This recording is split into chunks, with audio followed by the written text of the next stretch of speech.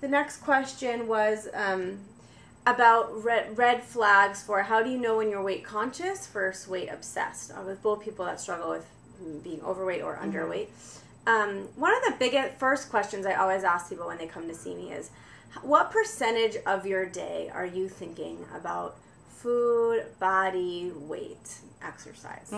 And honestly, that question says a lot to me. So like, how much of your brain space is being taken up by thinking about your body, thinking about food, thinking about weight? I have a question. Yeah. So in your experience, what percentage do people usually say if they're dysfunctionally relating to food? If they have body image issues, what percentage are they? I mean, anywhere from 50% to 99%. I mean, obviously it depends on the severity. So that is obviously a big red flag. Like if you're going through a lot of your day, even a good amount of your day. So that's a good way to check in and see. I see. So that'd be a good question to ask yourselves that. Like, how much of my day, how much of my, and that might even take a second to slow down and ask yourself, like, how much of my thoughts are really consumed by this? And how much, the other question is, how is your mood affected by the food choices that you're making through the day? So are you feeling happy and feeling excited and feeling up when you feel like you made a good choice? And are you feeling... Or lost a pound? Yeah, or lost a pound. And are you feeling guilty, depressed, ashamed, and despair when you've made a bad choice? That's also a good indicator that this is really affecting your life. That's really affecting your life. The food is really dictating your moods and emotions. Well, oftentimes we don't even think it's food. We think it's my weight. Yes, or weight. My weight is affecting my mood, not my food. Yes. That's why diet programs are so helpful, because you don't have to think about food. You're just focused on your weight. So I know for me, the weight release, the weight loss, whatever you want to call it, when it's happening, it's like, woo! I'm psyched. I think I've conquered it. It's happening. I feel good about yourself. I feel good about everybody, and everybody says, "Wow, you look amazing." I call it pseudo self-esteem. It's not real self-esteem, because real self-esteem is internal. It lasts. Pseudo self-esteem is fleeting, right? I mean, you're on a roller coaster when your weight's So then, inevitably, there's the crash. Yeah. And honestly, HCG is such a their results are so amazing, and so I know people that honestly get addicted to HCG. It's like their go-to, okay, I'm going to do HCG again because I gained my 5 pounds back or my 10 pounds back. And HCG is not meant to be used like that, and it doesn't solve the problem. Long term, what we're talking about here is getting off the dieting roller coaster. Didn't you say too, Heather, that eventually, as you really integrate intuitive eating, your body will naturally settle at its desired body weight? Yes. Right? And you'll fluctuate a pound here, a pound there, but the yo-yo, and this is true for your anorexic clients as well as your overweight clients. And I do want to say the red flags, because the person who posted wanted to know for underweight, it's the same question I ask people, that the weight's kind of irrelevant. We call it, someone I know calls it like a neck up problem. Like, it's really not about your body. People that struggle with being underweight and overweight, honestly, a lot of the core issues are pretty similar. So the same is true for them. If somebody struggles with being underweight and struggles with restricting more, I ask them the same question. How much of your day is being dictated, how much of your thoughts are being dictated by food, body weight, exercise? How are your moods dictated by that too? Same red flags. Now, would you call this weight conscious? What is weight conscious versus weight obsessed? I wouldn't even say weight conscious is...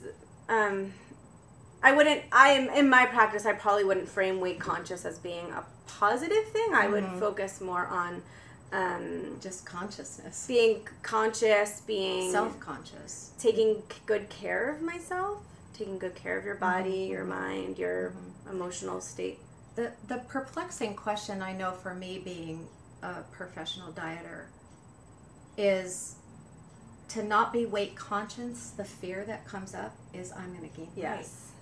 Yes. I'm going to gain weight. Yeah. So if I'm not constantly checking the scale or portioning out my food, like it's so programmed in me that I can't do this. Or your body's just going to blow up. My body will blow up. And, and there's that adjustment period where you're figuring it out.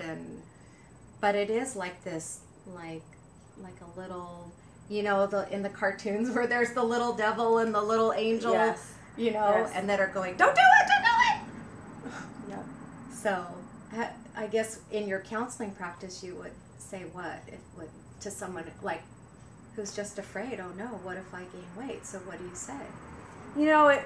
It's complicated, and for everybody it's a little bit different, but we talk about what it would be like to work through that fear. I mean, one big thing that usually I've done a lot of groups too, and a few people in the groups have said, like, I've tried everything else and it hasn't worked, so I'm going to give myself, I've heard this multiple times, I'm going to give myself like a 6-month time of experimenting. Since I've tried everything else and it hasn't worked, I'm going to give this a try. And if it doesn't work, I know how to lose weight. Like, you all know how to lose weight. Right. There's a million different ways out there to lose weight. That's right. So if intuitive eating doesn't work, if it fails, like, you just go back to what you know. So sometimes people have to start there, like, I'm just going to try this as an experiment. Okay, that's really good. And I'm going to give myself permission. That's what we're doing. To see what happens. And honestly, you're right. The problem isn't losing weight, it's keeping it off. Exactly. Because why do we keep going on diets? Yeah. Because we gain it back. Yep. So, is there anything else we needed to cover? I think that's it. If we didn't cover something, maybe that somebody really wanted to know, maybe repost and we'll address it. And for sure, get the book. Yes. I mean, there's no way to do this without the book. Yeah. We need to read the book, and even it's a process. I mean, it is a process. And there's in terms of help out there, there is the Intuitive Eating website where there are dietitians listed in your area, dietitians that specialize in intuitive eating. There's counseling out there. So is it just intuitiveeating.com? Yes. Yeah, I believe so. Okay. And it's probably in the book. In the book, yeah. And look, I would be, if anyone feels like, you know what, and a lot of you may just be like, I'm still thinking about it. I don't know anything about this, which most people, that would be a normal reaction. But if someone is at the point of like, you know what, I'm kind of at my bottom with diets, I don't want to do this anymore. Or they're going, sorry, Heather, to interrupt you. Or they're saying, oh my gosh, this so freaks me out. I know. I've heard a lot of you say, this is making me check in with myself that I'm really scared about how I'm relating to my day and my body, and it's scary. I'm with you. It's scary. And that's why it's so helpful to have somebody who can walk alongside of you and say you're going to make it. Yeah, it's definitely important to get support in this. Some people maybe I'll read the book and figure it out themselves. That's great. But if someone's feeling like this is just a lot, I'm overwhelmed, I'd be happy to do Skype sessions with you, even help you figure out how to find someone in your area if you're interested in that. There's a lot of resources out there. So, yeah. Wow. Well, listen, I so appreciate your time. Of course. Honestly, I wouldn't be reading Intuitive Eating without Heather. I have been a personal life coach and a relationship therapist for 30 years.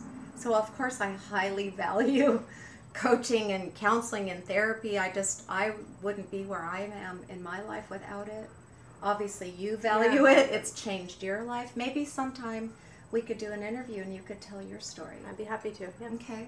So, I hope this helps. Please send us your feedback. Please let us know if this has been helpful. And again, it's a lot. We've tried to cover a lot of ground. I'm sorry if we didn't get to your personal question.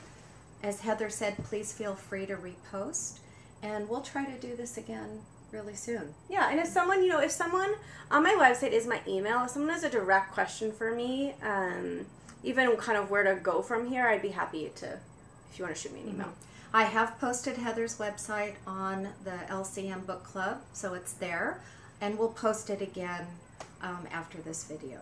Okay? Thanks, so, everybody. Heather, thank you so much. You're welcome. You're a blessing. So we'll talk to you soon. Have a great weekend and take good care of yourself. Okay. Bye-bye. Bye.